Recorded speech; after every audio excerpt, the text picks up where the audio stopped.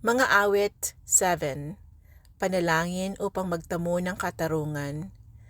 Sigayon ni David sa kanyang inawit kay Yahweh patungkol kay Kas sa isang Benjaminita. O Yahweh, aking Diyos, sa iyo ako lumalapit. Iligtas mo ako sa mga taong sa akin tumutugis. Kundi sila'y parang leon na lalapas sa akin. Kung walang magliligtas, ako nga ay papatayin. O Yahweh, aking Diyos, kung ako may nagkasala, at kung aking mga kamay ay puminsala sa iba, kung ako ay naging taksil sa tapat kong kaibigan, kung ako po'y naminsala o nag-aapi ng kaaway, payag akong hulihin, patayin kung kailangan. Iwan akong walang buhay at sa lupa'y mahandusay. O Yahweh, bumangon ka, puksain mo ang kaaway, ako'y iyong ipagtanggol sa malupit nilang kamay.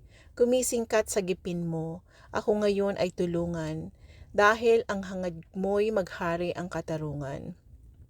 Tipunin mo sa iyong piling ang lahat ng mga bansa, at mula sa trono sa kaitaasan, ikaw Yahweh ang mamamahala. Sa lahat ng mga bayan, ikaw ang hukom na dakila. Humatol ka sa panig ko sapagkat ako'y taong tapat. Ikaw ay isang Diyos na matuwid. Batid mo ang aming damdamin at pag-iisip. Sugpuin mo ang gawain ng masasama. At ang mabubuti bigyan mo ng gantimpala.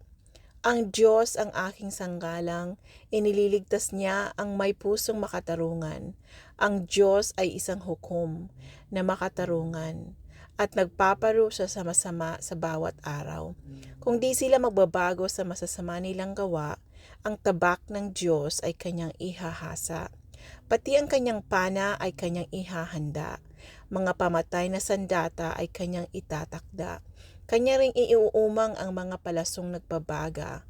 Pagmasdan mo ang masama, sa baluktot niyang isip, ipinaglilihi niya ang kalokohan at ipinanganganak niya ang kasamaan. Humuhukay ng patibong para sa ibang tao, subalit siya rin mismo ang nahuhulog dito. Siya rin ang may gawa sa parusang tinatanggap. Sa sariling karahasan, siya ngayon naghihirap. Pasasalamatan ko si Yahweh sa kanyang katarungan. Aawitin ko ng papuri ang kataas-taasan niyang ngalan. Amen.